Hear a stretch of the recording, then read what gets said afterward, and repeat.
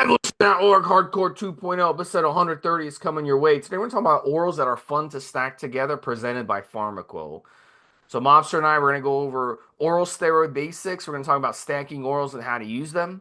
We're going to talk about managing the side effects of orals. A lot of bro science out there about orals and what they do, what they don't do in the body. Best Pharmaqo orals. We're going to go over the list. We're going to basically try to talk about every single oral they have. I don't think we're going to get a chance to talk about every single one, but we're going to talk about most of them. And then you can go on the Pharmaqo website and look at the other things they have. And then we're talking about why we recommend Pharmaqo. So it's going to be a really fun podcast. And this is a good one to use as a reference if you're thinking about using orals. So let's talk about oral steroid basics first. I'll talk a little bit about it. I'll bring in Mobster pretty quick. But when we talk about oral steroids, anabolic steroids, they come in really three forms. They come in injectable oils, injectable water based, and they come in oral form. Now, different brands and different sources, they can mix and match the types of orals they provide. Mostly, they're going to come in tabs, and that's how they're going to be presented to you. And oral steroids, when they get shipped, they're a lot lighter. They don't, they're, the chance of them breaking through shipping is lower. You don't have to worry about injecting them. You don't have to worry about having needles in your house. I know a lot of people, they've been using oral steroids for years and years and years. They don't want to use injectables. They're scared of needles. They don't know, they don't want needles in their house. They have kids or they have a wife or girlfriend or boyfriend, whatever. They don't want that stuff in front of them, which is understandable. So a lot of people will go with orals. And look, a lot of bro science behind using oral steroids. A lot of people say, oh, you can't use oral steroids long term. You shouldn't use them more than this many weeks. So really on this one, we're going to talk about this on this podcast and we're going to discuss it. And really at the end of the day, the blood work will be the truth, like when it comes to using oral steroids, because a lot of people think, well, oral steroids are liver toxic. That's not necessarily true. There are some oral steroids, and we're going to talk about them, that aren't liver toxic. And also, when you use injectables, they have the capabilities of hitting your kidneys, hitting your organs, hitting your heart health just as much, if not more, than using oral steroids. So this fear that we see with oral steroids out there, fear mongering, where people want to push people away from oral steroids, just doesn't hold much water. So you don't have to be scared of using oral steroids. I use oral steroids. Mobster uses oral steroids. And with oral steroids, also, you get flexibility. That's another thing I like, Mobster, about oral steroids.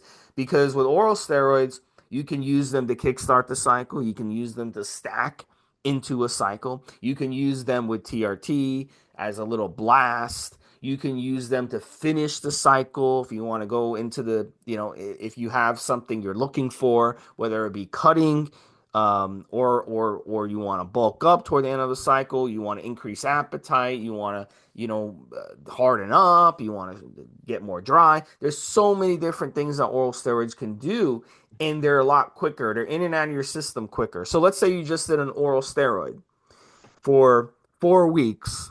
You're going to recover a lot faster because we know when it comes to anabolic steroids and recovering your reproductive system, your HPTA, shorter cycles enable you to recover quicker than injectables that have longer esters. So, in other words, if you're on a 12-week injectable cycle with long esters, the esters are going to take 5, 6 weeks just to clear your system. So, not only are you running them 12 weeks, you're also running them 18, 19 weeks total because you got to wait for that ester clearance. But with oral steroids, you run them for 4 weeks, they're out of your system within a week. So really 4 weeks means 5 weeks, and then they're out of your system, and then your body can start rebounding. Remember, your body's not going to start the recovery process, not just with your reproductive system and HPTA, but also with your organ health until the steroids are out of your system Yeah. entirely.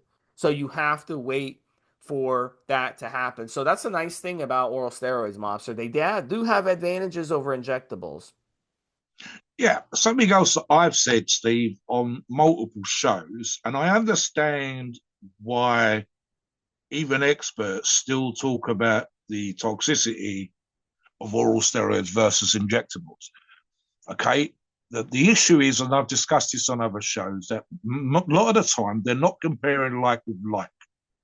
And what I mean by that is quite simple. There's no argument that if I was injecting, for example, 300 milligrams of some form of testosterone, and we assume, let's say it's an average half life for you, Steve, of a week, okay, 7 days, 9 days, whatever, versus 300 milligrams of some kind of injectable, sorry, oral, and I took that all at once, then the argument for toxicity applies. Quite simply, that it's just literally the process of breaking down a tablet and absorbing the testosterone from that pill, whatever oral steroid it is, into my body because of the first pass, because of the alkalization, etc., etc., etc., because of the way that they're put together on a like for like basis. There is an argument to be made for the toxicity. I absolutely. The issue is it's very rare for the average user, the typical user, i.e., the majority of our listeners, to consume oral steroids on a milligram for milligram basis per week in the same way that you would an injectable. And what do I mean by that? We are going to discuss, amongst many other oral steroids, including one, Steve, I want you to look at this while I'm talking. They've got a triple X product, which is made up of 3 different orals, all in one compound. We're going to, obviously, one of the ones we're going to talk about today is Dynabol. So just as an example, and we're going to talk about cycling and dosing of all these orals if we can, if there's sufficient time. As Steve said, let's say Dynabol typically for the average user, 30 milligrams a day, 5 times 7 days would be 210 milligrams. And let's assume, just for the sake of argument, that we're running this completely solo. There's nothing else, maybe an AI, maybe something to assist us while we're using the Dynabol, but no other anabolic steroids. And at the same time, we talk about the typical first-time user running the debol cycle, like I've just discussed, and then at the same time, another user who's doing his first injectable cycle ever. And this would be typically 300 to 500 milligrams per week. Now, like Steve's already said, the time that's going to be on and the clearance time, the half-life, etc., is going to be longer on the injectable versus the oral, in this case, Dynabol. And equally, as I said, you're going from 210 milligrams, Steve, to 300 to 500 milligrams. So you're not comparing like with like. Almost no one is doing a steroid cycle to bulk up, to get strong, to get leaner, etc., of 210 milligrams of some form of injectable testosterone. They're nearly always going to be running more. So the whole argument about, oh, you should only do 4 weeks of oral steroids because they're so harsh and they're way more toxic than an injectable, they are not, because of the way that we're using and so on and so forth. And the irony of this, and in fact, Steve's even talked about it just now when we talk about using orals as kickstarters or finishers, would be the combination of using an injectable steroid for 8 weeks, and then towards the end of the 8 weeks, while you're still using the injectable, or while the injectable is still in your system, adding a finisher using an oral steroid for the simplicity process, because it's quick, because it's towards the end, because you want to dry out, because you want to add on that extra couple of pounds of muscle, and so on and so forth. So it's never on a like-for-like basis. If it was on a like-for-like basis, yes, the argument becomes more valid, for sure. And I think the issue here, Steve, is twofold, really. I have seen competition cycles where the oral steroid, and I think specifically of Anavar and Dynabol, in the case of Anavar, the recommended daily dose would typically for a man 50 milligrams a day. But I know competition athletes, competitive athletes in bodybuilding that will go as high as 100 milligrams a day, but for very short periods of time, and again at the end of the competition cycle. Versus, for example, someone else who's a newbie coming into the sport, I would never recommend 100 milligrams a day for 8 weeks. That would be of Anavar, just as an example, because I don't see the point. I don't think the response would be any better, and so on and so forth. But from a competition point of view, that retention of muscle, when you're dieting down, when you're trying to get it, makes a lot more sense. And again, especially for a professional bodybuilder, makes a lot more sense on the risk versus reward. The other aspect I was also thinking of, Steve, and that is more to do with your genetics. Quite simply, one of the reasons we ask questions on the forum, and we like to have you do blood tests and so on and so forth. We don't always ask, but we sometimes ask when it comes to blood pressure or liver issues in the family, or if you yourself have had them. So, for example, if you had an ongoing liver issue or kidney issue yourself, or it was predisposed in your family history, so not you necessarily, but your mum, your dad, your uncle, your brother, then we're probably less likely to suggest that you use oral steroids in that example, purely and simply because the risk would be, it's like being an insurance assessor, Steve. We wouldn't, if we, your rates will be higher because the risk of you having liver issues are higher because quite simply it's been predisposed as higher likelihood for you to have issues because of your family history, if not your own personal history. So again, these are the things that you need to look at. We do stuff on a daily basis, listeners, whether it's crossing the road without looking or drinking too much on a Saturday night. And it's kind of funny when we debate the steroid thing as a thing in and of itself, but we try to be responsible. So we try to talk about risk versus reward. We try to say, okay, listen, if you're on prescribed medication, and again, the typical American is now on five, adult is on five prescribed medications. When we start to argue about the dangers of steroids, it kind of gets a bit silly. Just to finish on that particular topic, Steve, and this came up the other day with a couple of UK buddies about because we were discussing various books, and some of these are older books describing the dangers of steroids, and I kind of pointed this out. In the United Kingdom, number one, and I believe the same in America, Steve, number one reason amongst poisons and toxins for attending ER, or as we would say here, A&E, is alcohol. Steroids rate 167th here in the United Kingdom. There's 166 other drugs, medications, things that you can buy, things that are prescribed to you by the doctor, things you have in your house that are ahead of steroids before we get to steroids as being an issue for a person attending A&E or ER as a, oh my God, I've got an abscess. Oh my God, I think I might have a liver infection. 166 other drugs, medications, and chemicals that are found around you on a daily basis. So I think sometimes we should be careful, but the issues with orals are grossly exaggerated. We just don't want people to go crazy thinking they're safe because they are not. But there are lots of other things which are way more dangerous. Steve talked about chemicals you keep in your house on multiple podcasts, literally things underneath your kitchen sink. Uh, Food that you shouldn't eat to excess. You shouldn't drink a whole jar of coffee, Steve. That would kill you before a whole vial of steroids will, and so on. So, yeah, I don't want to underdo it, Steve, but I think sometimes it's over exaggerated in terms of the toxicity and so on and so forth. Let's If have you a sort of a kind of sensible conversation about it. If you come on our forums, we have pros. We have power lifters, bodybuilders, weightlifters, professional athletes who are competing at some, good competitions. And if you take a look at their cycles, they have pictures of what they're using.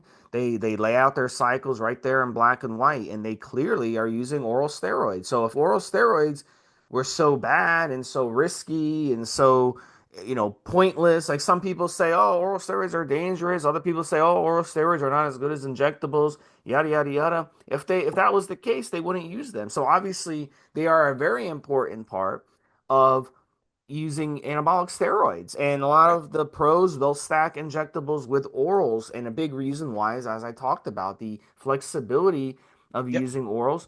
And a lot of people over the years like orals because they're in your system quicker and you could start seeing more pronounced results with orals. So they're a great Oh, option to quick, use. Steve, quick. I've told this side story before, listeners. Both Steve and I have probably did our first cycles of Dynamo. Literally, Dynamo was the first steroid we ever took. And I've talked about the results being so fucking quick it'll blow your mind. You and I inject an injectable steroid, it might take, even with diet and training, Steve, a week to 2 weeks to see something. Probably about, I think we typically took about 10 to 14 days. Where we start, oh, there's a few pounds on, I feel strong when I'm benching and so on. I've had, because I've told this story before, fake Dynamo. Took this for 10 days, when the legitimate Dynabol arrived, and then in 4 days put on 4 pounds. They started using the legitimate product on a Friday, and by Monday evening, I was 4 pounds heavier. That's how quick, with water retention, obviously, but anabolic uptake of nitrogen, etc., such as how quick the results were.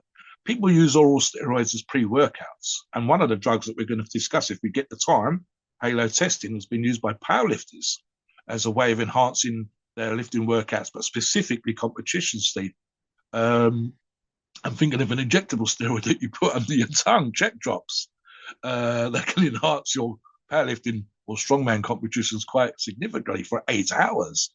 So there's huge advantages in that particular regards. I'm not big on using oral steroids or even an injectable steroid as a pre-workout, Steve. It's not something I find I get much better from just a cup of coffee.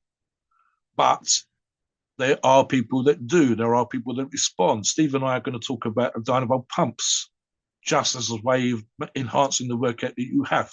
So, yeah, historically, arguably, Steve, we know that testosterone was isolated and identified in the late 1800s, early 1900s. We've done historical podcasts where we talk about methyl testosterone, forms of methyl testosterone being advertised in 1935. But typically, when you go on to many other shows, they talk about the history of steroids, starting pretty much with, in terms of common usage or beginnings of common usage, oral Dianabol available via York Barbell, Dr. Ziegler, Dr. John Ziegler, via SIBA, the company, the pharma company, and so on and so forth. And this will be the late 50s and early 60s.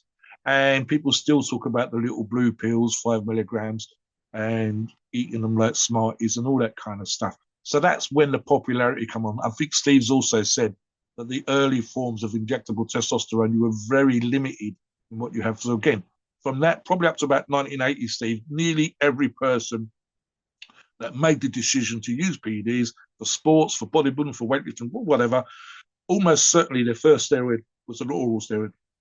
And again, Dianabol would probably be number one there. But we're going to talk about others. We're going to talk about the whys, the wherefores, and so on and so forth, Steve. So back to you as we move on to the next subject. So let's talk about different ways of stacking orals and how to use them before we get into specifics. So, look, there's different ways to stack oral steroids. Number one, using them solo, which I'll bring you in Mobster shortly to talk about. Two, using them as a kickstart. Three, using them as a finisher. And four, using them as a stack during your injectable cycle. So let's start with Mm-hmm. using them solo. And a lot of people out there are against using them solo. Mobster, why don't you kind of touch on the subject? Why do people say that? Talk about the myth of why people think that using oral solos is somehow no good and why you disagree with that. Yeah, I don't understand it, Steve, at all. Look, it might just be. I'm gonna point my finger in a certain direction.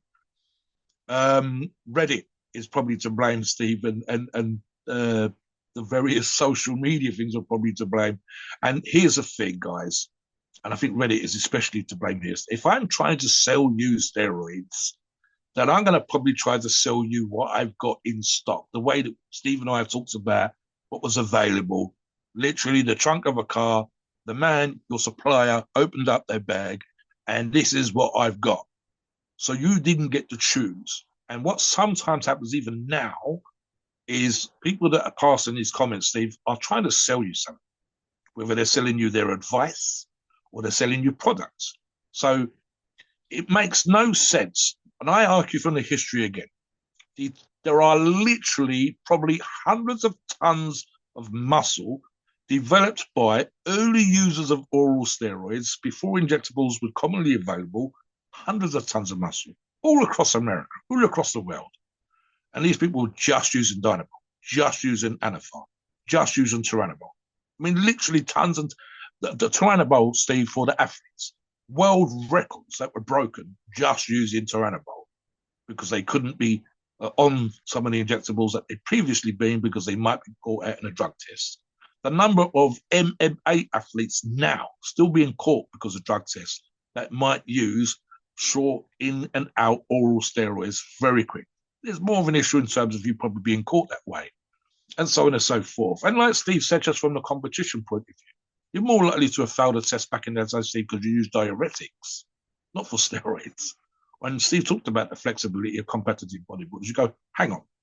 So how come hundreds of record holders, hundreds of competition winners, thousands of athletes used a single oral steroid for 8 to 12 weeks and were winning Mr. America competitions, Mr. Universe competitions, early Mr. Olympia competitions, and so on and so forth?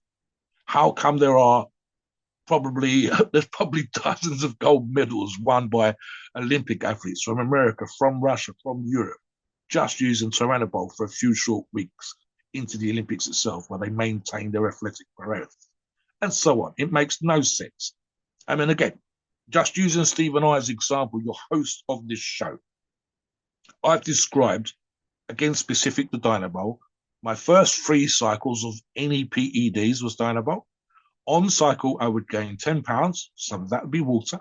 Off cycle, I would retain typically 5 to 6 pounds. So that means on my first 3 cycles, I would have gained over that, I think it was 3 years, Steve, 18 pounds of retained, 15 to 18 pounds of retained muscle tissue on nothing but oral steroids. So you go, there's probably some sort of skewed logic in there. Why bother with orals? You might as well go straight to an injectable. But then that's a little bit like saying, why bother with a Ford Fiesta? You might as well go straight to, or a Taurus, if whatever the fuck model of car that is in America, and go straight to Ferrari. Why not do something mild, easy to deal with, quick in, quick out if you don't like it, which gives you great quick effects, etc., etc. If you manage it properly and dose it properly, versus, as you've already said, Steve, the literal anticipation of using an oral an injectable. You can't fucking take it out.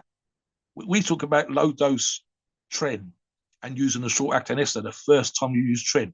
Because if you put 500 milligrams of the long version in, it's in, Steve. It ain't going nowhere. And again, it doesn't make any logical sense.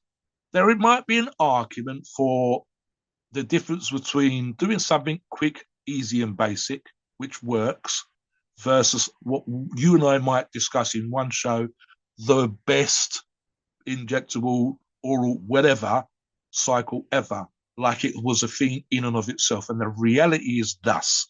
And again, this is why they might say what they say, Steve. The people that listen to this show have made up of a group, but they're not all the same. We know the average demographic. We know the profile of our listeners. But some of you are 200 pounds, some of you are 150, some of you are 5'6", some of you are 6 foot plus. Some of you are fat motherfuckers, and some of you are lean like fucking garden rakes. And for us to recommend exactly the same thing for every single one of you makes no sense. So when a person says, this is why you should do this, this is why you should do that, no, it should be specific to you. Some of you want to get ripped. Some of you don't mind having a bit of body fat, but some of you are the size of a house. Some of you, like me, just want to be strong-ass motherfuckers.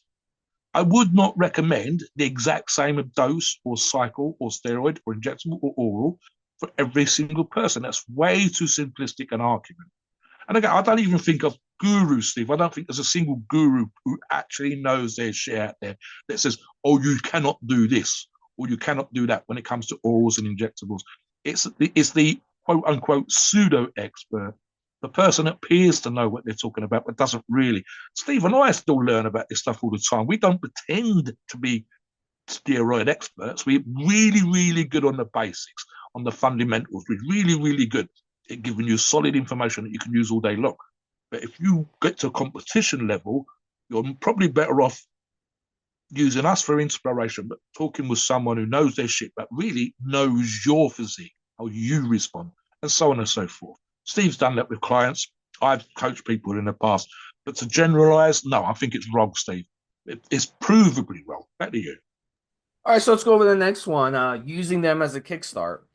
So why do people do this? Like, let's say you're using an injectable steroid, and an injectable steroid has a longer ester. I always say to people, multiply the half-life by about 4 or 5. Yeah. So if it has a 10-day half-life, it's going to take about 40 or 50 days to reach peak in your system. Although it's going to be in your system right away, it's a slow release. So as you're injecting it over time, more of it is going to build up, build up, build up. and less of it, some of it is also going to be leaving your system, but it's going to build up more until it reaches that peak saturation um, in in X amount of days. With oral steroids, they're in your system quicker. So let's say you're doing testosterone cypionate and Primo, for example, as your injectables. The Primo is going to have an enanthate ester usually. The cypionate is a cypionate ester. The enanthate ester is probably going to take 30, 40 days. And the cypionate ester is probably going to take 40, 50 days, maybe a little longer even, to reach peak in the system. So it's going to be a few weeks till it reaches peak. So a lot of people will use orals at the beginning of their cycle, the first 4 weeks, first 5 weeks, to kind of give the cycle a boost to start so they start feeling the effects. I did this on my first cycle. I was using Deca and Sustanon, which are two really long esters, but the first 4 or 5 days on my cycle, I was feeling the strength changes because I was kickstarting the cycle with Dianabol. And Dianabol, very short half life. We're talking about 4 or 5 hour half life. So it's going to be peaking in your system. If you're taking it 2, 3 times a day, it'll be peaking in your system by day 2, day 3. It Yeah. will be reaching peak saturation. So you'll feel the effects of the D-bol within a couple days. But the Sustanon and Deca is going to take weeks to reach peak level. So that's a reason why people use orals as a kickstart. Mobster, talk about Yeah. kickstarting. You and I have we've had this conversation before, Steve. I think it's just people being too much of a goddamn hurry. And I've argued that I don't think your gains are better. And I've asked multiple times on the forums and even on this show, show me the money, show me the muscle. The finisher makes a lot more sense. Arguably, again, competition cycles are different. If a competition cycle can easily be 20 weeks, and where you are at the beginning of that cycle, in the middle of that cycle, and the end of that cycle is hugely different. Again, for most listeners, is add muscle, get strong, get leaner. A competition cycle might be bulking up to begin with, starting to get in condition in the middle of the cycle, and at the end of the cycle, want to be ripped to fucking dry and just nothing but muscle, just muscle and skin. I don't want to see any water or fat or nothing on stage for the few hours that I'm there in front of the judges. So then you can argue that there's a good idea for a Kickstarter, a cycle, and even finisher. The finisher for me always makes way more sense. Number one, if I want quicker sensation of the results of testosterone, have it to stop me taking a short ester to begin with, and then a longer ester for the rest of the cycle, and to have something from that straight away. Who says you can't do that? That's number one. Number two, they say the finish, makes a lot more sense. Some of you will be time restricted. And I'm thinking specifically, for example, Steve, if again, competitions, but probably more realistically, a holiday. You want to get into shape for a photo shoot. You want to look good on the beach. And it's 3 weeks before the holiday arrives. You're on a 12-week cycle. You're 9 weeks in. What can I do to draw out? What can I do to add polish to my physique? My diet's on point, my training's on point. I've definitely gained a few pounds of muscle, but the scale hasn't moved, so I'm definitely getting leaner. I can see shape starting to appear. What can I do to draw out? What can I do just to add a little bit more polish? Well, let's make those abs pop. I get it. I don't do that, but there's definitely a proportion of our listeners that do. And again, you might be doing a challenge at the gym. You might be having a bet with your buddies. So whatever can you do? Can I add a little bit of Anavar? Can I up my conditioning work? Maybe put a little bit of T-bol in there. There's things I can do just to enhance the end game. And again, even as a competitive, or formally should I say competitive, strength athlete in my own chosen niche, what could I do? Oh, I'm a little bit away from where I need to be at the end. It's only a couple of weeks to my strength competition. What can I? So then it makes sense that perhaps if I'm running a moderate injectable cycle at the point, let's say again, I've talked about this before many times. My favorite bulker slash strength injectables was always Sastin Deca. But I've also talked about how much I love Danavar for strength enhancement. So why can't I, for the last 2 weeks, put a low dose of Anavar in there? Not even 50 milligrams a day, see 30 milligrams a day. I'm not using a huge amount of injectables. Let's put 30 milligrams a day just for those last 2 weeks to guarantee me success on the platform. Then that's where the flexibility comes in. That's where the end game, because let's be honest, guys, I don't really care how you feel or even what your early gains are at the beginning. The end of your cycle, when you are standing on stage, when you are standing on the platform, when you've walked onto the beach, that's when it matters. The end matters more than the beginning. I get it. There's a small percentage where some of you will like to feel that you're on testosterone and how specifically the whole alpha male thing. So yeah, there you go, Steve. Let's talk. What would you use yourself as a finisher as opposed to a Kickstarter if you were running a Yeah. cycle? So I think if you're looking to dry out, you could do Winstrol, or maybe if you want to harden, do Proviron. If you want to get stronger going into the finish of your cycle, Superdrol or Halo would work good. If you want to get more bulk, along with appetite increase and some strength, and Dianabol would be perfect, and Anadrol would be perfect. If you want something more mild, you go with T-Bol or Anavar. So Pharmaqo has all of those that I just talked about, and there's different strategies to use them. So finishing the cycle simply means, and I'll explain this, and I'll let you talk a little bit about it. Let's say you're doing a 12-week cycle of injectables, and then the last 4 weeks are coming. You're on week 8. You're like, man, I want to push things a little more. I want to add something else to this. Rather than increasing the dose of your injectables, right? Because it will take some time for the increase to actually hit your body, right? Because Yes, remember, it yes, takes time. It takes time. When if you change the dose, it's going to take time for that adjustment to happen. You can just add an oral to finish the cycle, and that would work perfectly. So that would be a great option to do a finisher. A lot of people like to do finishers, especially those who compete. If you have a target date, you have a powerlifting competition coming yep, up on a certain day, you have a vacation coming up on a certain day, you want to harden yep. up or dry out for a beach vacation, something like that. That's a great way to use orals as a finisher. And that's just more that's Let me that give you yeah. one example, Steve. As you just said, I'll take Halo. Pharmaqo does a great 10 milligram Halo. And I mentioned earlier in the show how it's been used by strength athletes and especially powerlifters for the day of a powerlifting or strength competition. Halo is arguably up there in terms of toxicity. So you don't really see people running Halo for long periods of time. So therefore, it makes a lot more sense, again, to use it as a finisher. And 10 milligrams a day. So I would probably do, though I don't respond very well to Halo, but lots of listeners do, but I would probably do this. Let's stick to my classic strength/bulk cycle of Sustain Decker, like I mentioned earlier on. I've talked about, and if I let's use Halo instead, I would probably only use Halo for the last couple of weeks. What am I looking for when I'm using that? I'm not really going to add loads of muscle. I'm going to keep it probably to 30 milligrams a day at the most. Maybe some one or two you might push it. The last couple of days you might go higher, but let's be sensible again as usual. 30 milligrams a day, Steve. And I'm literally trying to tip myself over into that 105%, whatever my old PB was. And if it was powerlifting, let's call it a bench press. And let's say that my old PB was 100 kilograms, 220 pounds.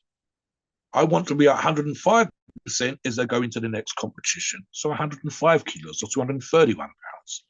But I'm struggling, Steve. It's the last couple of weeks. The grind is biting my ass.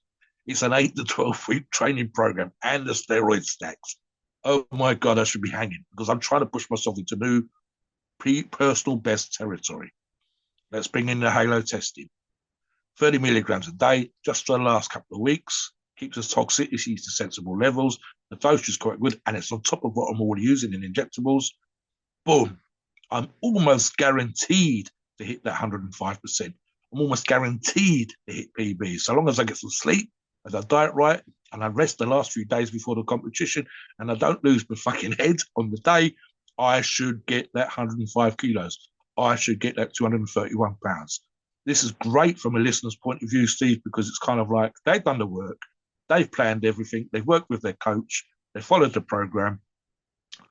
The idea that you can pretty much guarantee that you're going to do it, or at the very least, Steve, that you feel that little bit of an aggression that some people users get from Halo testing, that you're kind of out there being all alpha and shit. So long as everything else is there, it's pretty much a given, almost guaranteed. Not quite. there's always going to be things in there, but it's almost guaranteed that you're going to smash it in the gym, smash it on the platform, and even if you don't come home with a prize, you come home with a personal best. So that's the mindset. That's the reason why people do that. And again, just for the aggression, just for the enhanced. Oh my God, I'm going to kick ass. That's the reason why powerlifters and strength athletes have been using Halo the last few days of the competition more than anything else. So, what about orals and injectables, Steve? Have you ever done an oral and injectable cycle yourself, and what was your reasons for doing it? Yeah, many times, many times. And look, there's we talked about using orals solo. We talked about using orals to kickstart as a finisher, and you can use them alongside the injectable just in the general cycle. Some people like to just run the oral like in the middle of the cycle, just to add something to the cycle. I'll give you an example. Something like Proviron or T-Bol or Anavar. These are mild options that you can add to a cycle and they'll help boost your cycle because what they'll do is they'll boost your SHBG, your sex hormone binding globulin. Yes. I'm sorry, they won't Viral boost it, they'll expression, yeah. lower it, they'll bind to it, which will cause it to drop. And this will open up the ability of the entire cycle to actually work better. So it's actually making your injectables more effective Yeah. and more Yes. absorbable. So Yes. that's another trick that you can do. And a lot of people I've noticed they've they've figured this out, and a lot of them are using Proviron on their cycle. Even if you just do to Proviron 10 milligrams, 20 milligrams, 25 Yep. milligrams, Yep. that will give the entire cycle a boost. And that's kind of cool. That's a cool option as well. So that's another option that people can do. And you should take advantage of it in that respect. Let's talk about side effects. So really, there's six main side effects: pumps, liver toxicity, kidney strain, heart strain slash blood pressure, water retention, and Yep. suppression. So let's start Yep. with pumps. The first time I used Dianabol, I talked about earlier on the show. Mm. I was doing cardio at the gym. I was on the treadmill running, and my calves, my calf muscle, felt like it was going to explode. I mean, it filled up. And Yeah. pumps, basically, when you use these oral steroids, a lot of them are very good at increasing the pump, which can be a good thing, but it can be a bad thing. So Yeah. a lot of you are going to enjoy the pump, but in some ways it can hurt you. Let's say you want to play basketball or play tennis or any sport or run up a hill and you're using Dianabol, it's going to cause a lot of pumps. And things like Anavar cause back pumps, especially lower back pumps, and Winstrol causes pumps. So several of these steroids out there definitely do cause different types of pumps. It just depends on which one you're using. Anadrol causes Yes. pumps. T-ball doesn't cause pumps as Sorry, much. on that, Steve. Just and this is one of those fun ones for listeners. If we had to compare, Dynabol is more pleasurable. We're not talking about sex here, guys, but Dynabol is almost a feel good pump. You pump your chest, you pump your back, you feel the size of a fucking house. And it might be slightly uncomfortable in the worst case scenario. VAR pumps, which Steve talked about with regards to lower back and calves, and in my case, shins, was it was uncomfortable. And walking around doing any conditioning type work compared to normal was a there are ways of mitigating that. We're going to talk about that as well, Steve. So, for example, you can obviously very easy to modify the dosages if it is super uncomfortable. 50 milligrams is killing you, go to 30. If 30 milligrams of Dynabol is killing you, go to 20. You don't have to stay there. I think the other thing is as well, Steve, and we talk about products like Ed2 Guard, taurine will help mitigate some of the really, really bad side effects of certain particular pumps. What about other side effects, Steve? Yeah. As Mobster said, taurine will definitely help with that, but it's not gonna like be a magic cure. So it'll No, help, but if you're no. using Dianabol and trying to run on the treadmill and do sprints, it's still not gonna be enough to help you. So you may want to avoid something like Dianabol. The Mm, second one, liver toxicity. Look, most oral steroids have liver toxicity. So do anabolic steroids, but certain ones are worse than others. yeah, Certain the reason for this is because these they designed these steroids to be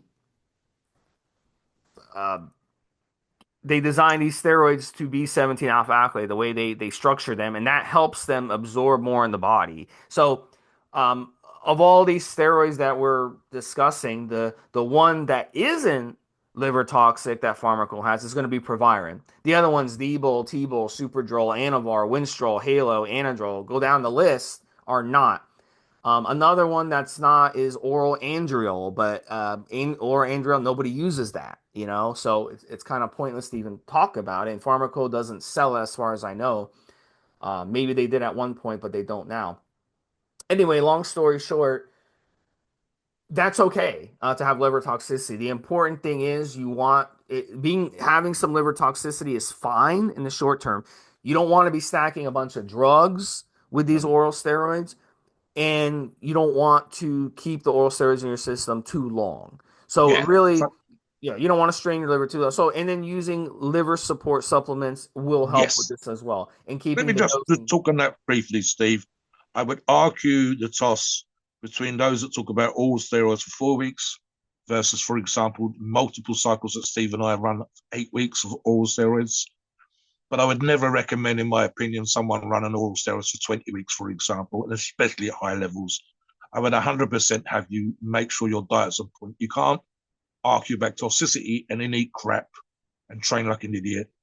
I would have you flush your system as much as possible with water, just to stay hydrated, to manage, help your body manage side effects and so on and so forth.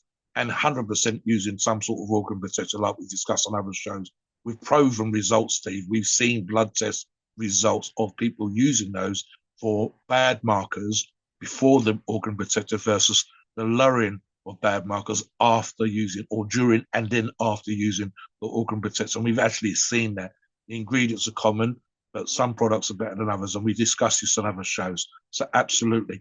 Yeah. Would I run Dynamo for 20 weeks? No. Never needed to, don't want to, can't see the point of it. And again, there are other options. You're not stuck with only being able to access one particular steroid, one anabolic, one oral steroid, and so on and so forth. You don't need to do that anymore. So let's move on to the next point, Steve. Yeah, let's talk about the rest of the side effects. We're not going to have enough time to spend too much time on them, so let's just go through kidney strains. The other one, just like any anabolic steroid, you can expect some kidney strain. That's pretty common. Yep. And again, it's about duration, duration, duration. Make sure you don't have already kidney issues to begin with. You should be doing Yes. that on any steroid. Heart strain and blood pressure. Again, if you have existing heart problems, anabolic steroids aren't for you. You need to get your heart issues taken care of.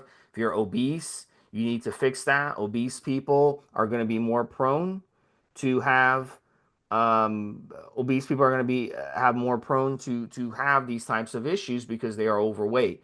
So you want to keep in mind that any anabolic steroid is going to have an effect on your heart strain. Again, use your support supplements that would help. Water retention, this is a big one. A lot of Mm. people need to know about this. Now, certain orals like Dynable, for example, Yep. do aromatize into estrogen very rapidly in the body. And sometimes anadrol can be an issue. It can bind to estrogen receptors. Yep. Anadrol will not aromatize into estrogen. That's important to realize, but it can bind to estrogen receptors. So if you are sensitive to estrogen, you may want to avoid anadrol and Dianabol. Use some of the other orals that we're going to talk about. And then suppression is the last one, just like injectables. Orals are suppressive. Now, here's Yep. the good news: they're less suppressive than injectable steroids, simply because they're in your system much shorter than anabolic steroids. So, um, but they are suppressive. But they're going to be you're going to rebound a lot quicker if you do an oral cycle for the 4 or 5 weeks, as I talked about earlier. So let's go over the Pharmaqo orals. So I'll talk about. I'll bring up a couple first, Mobster. Actually, why don't you start off? Give us your favorite. I've got a list here, Steve. I looked at the site while we were talking earlier on, and I was going to read you through the list, and then Steve and I are focused on a couple. So they have a Halo testing, 10 milligrams. They do an Anavar, Steve, at 10 and 50 milligrams, which is great. Provaron, 25 milligrams. They do a Tyranobol, 10 milligrams. A Winstro with, again, a 10 and a 50 milligram option.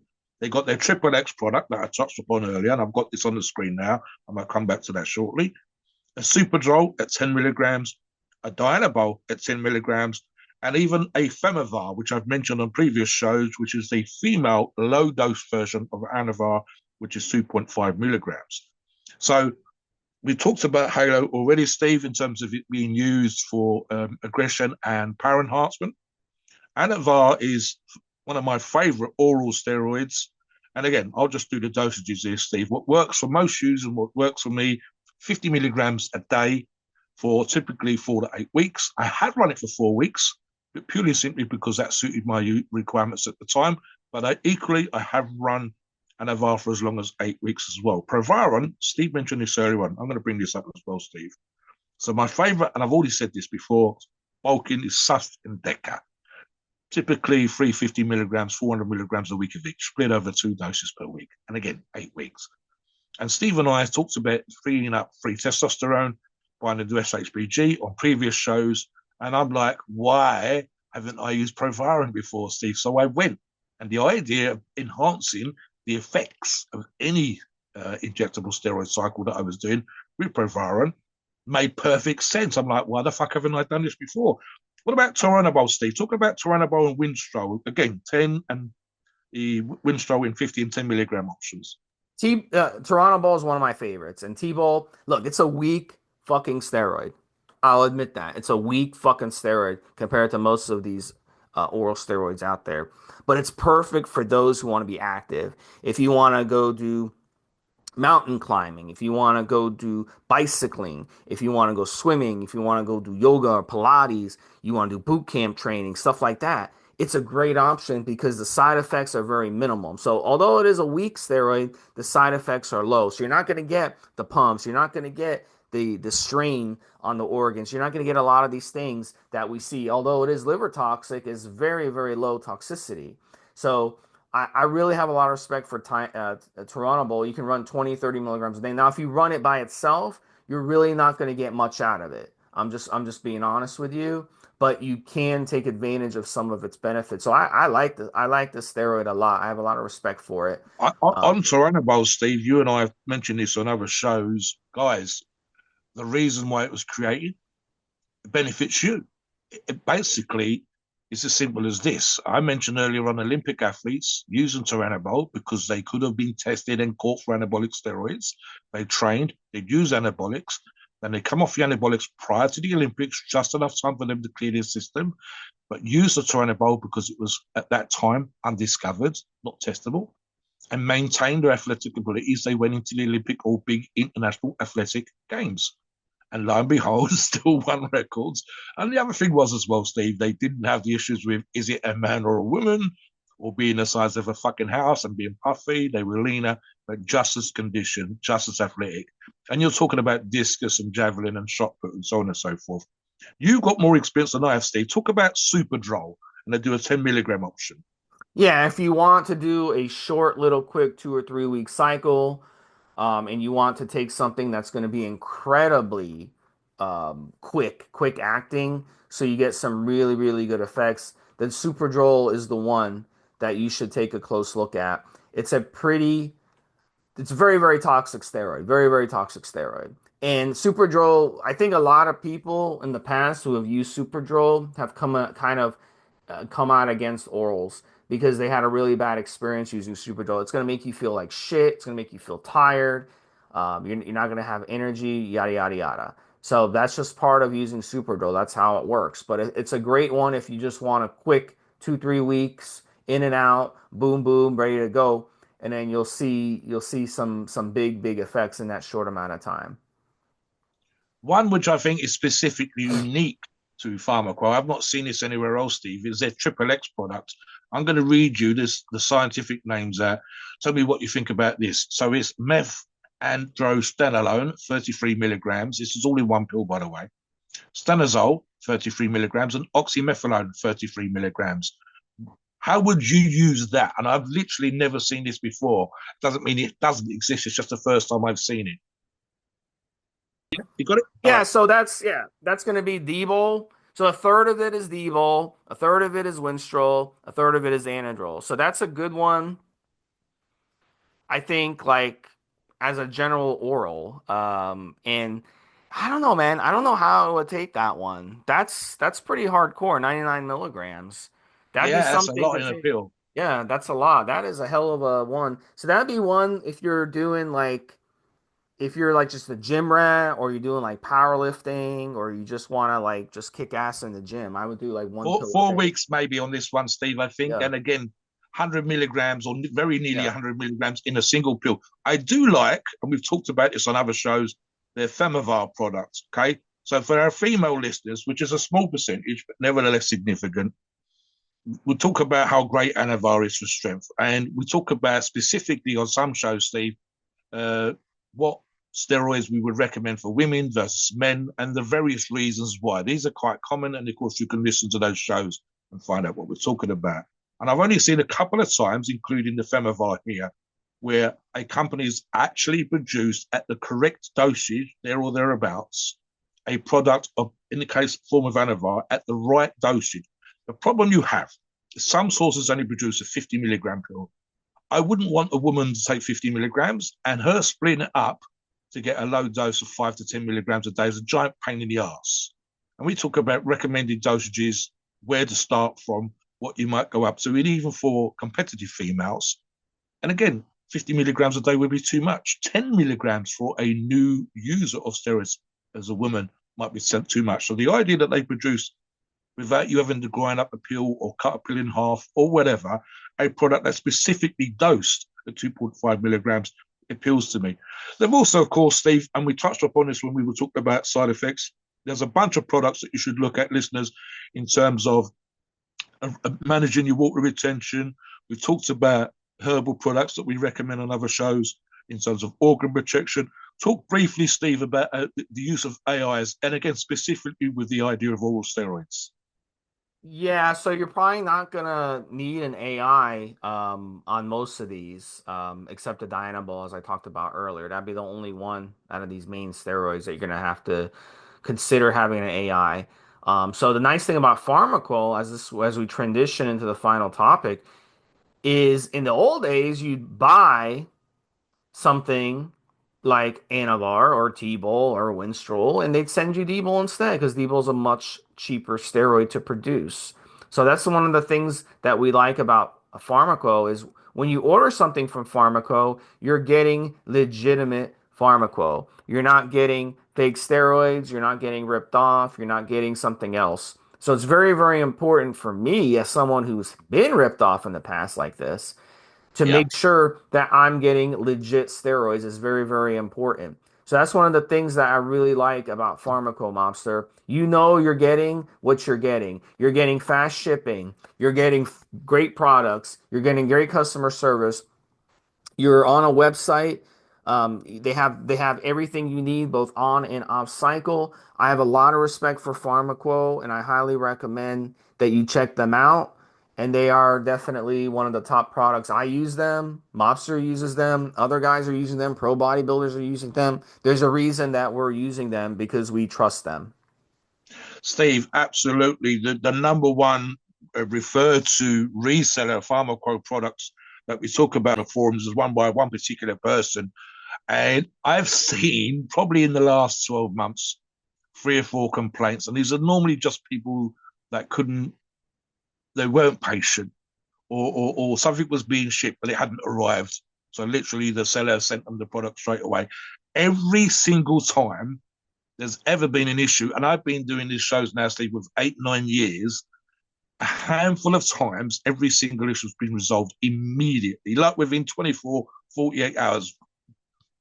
Christmas weekend, Steve, Thanksgiving, the major holidays in the US, for example, and they've still been able to resolve these things in 48 hours tops.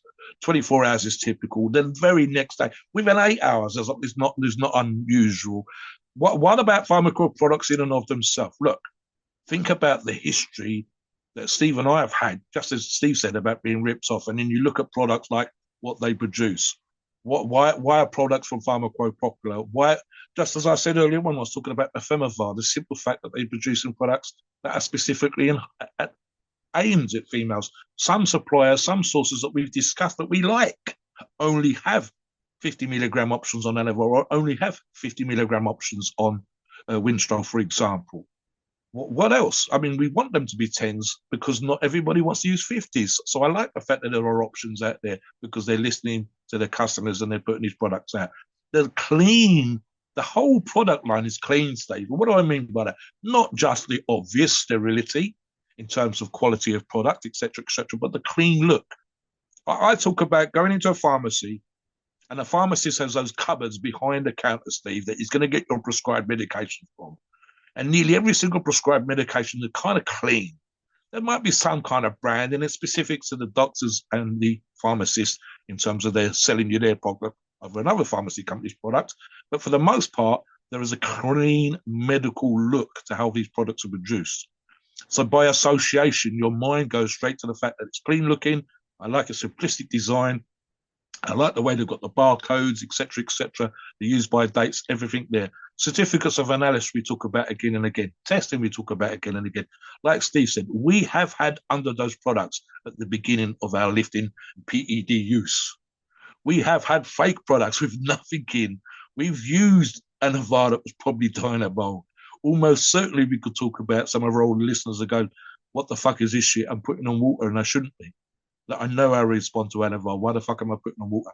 So companies like Pharmaqo exist and have stayed in the game and continues to supply because they're not ripping you off. You don't get to last, as some of the companies we talk about, like Pharmaqo, a growing brand, 5, 10, 15 years. There are historically, just in the last 20 years, Steve, huge brands that we can think of back in the day that do not exist anymore because the company split up, because the owners were fighting or they got greedy, they were raided, and so on and so forth. There are magazine articles and books on the Mexican labs, the Indian labs, and the Thai labs that got raided.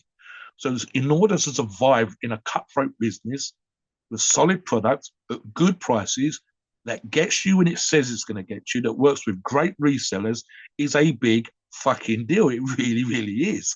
And you want to know that the sources, you look, guys, I'll tell you this before, you come onto the forums, you put Pharmaqo into the search panel, and you see who's using their product.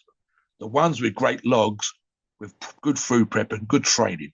Let's see what they're doing. That's how he looked at the beginning. Okay, he looks a bit like me. Fuck me, Steve. Look how he looks at the end. Obliques are great, skinny waist, broad-shouldered, vascular chest, six-pack, veins on his arms that he didn't have before. It's a fucking transformation. He's using Pharmaqo products. He's using this source. He's using that source. You can see these things for yourself. There might be someone that's used different sources and someone that's used a specific source. They went straight just to this reseller and only got their product from this one reseller. Why? Because he's great customer service. Because Pharmaqo has been working with him for years. It's super, super important, Steve. And the certificate of analysis we talk about is so much. If ever a source says, oh, don't worry about it, avoid. We want tested products that have been lab tested by the company sending them to an outside lab, but the best results, the ones that we like the most, are what we call third party. Literally, you, the listener, is ponying up the cash yourself, send the product off to a lab off your own back, and you've come back and you come onto the forum, you go, fuck me blind, Steve Mobster, that product was amazing. Look at the results. This is me paying myself, not the lab, not the company, not us talking about it on the forums. Me, I paid for it. And the results were still tipped up. That is the greatest recommendation we can give. And Pharma Group classes with flying colours. Again, you don't get to, even on our forums, we've had great brands that have had to disappear overnight because they fucked up and they didn't fix their fuck ups. They failed tests. And the moment they failed tests and the moment they started fucking customers off, the moment their customer service went out the window, we threw them off the forums. So you don't get the last in our game or on the forums without being a solid source, Steve. Please note, we're not doctors and opinions ours. It is our view and based on our experience and views on the topic. And podcasts are for information, entertainment and information only. The freedom of speech and the First Amendment applies.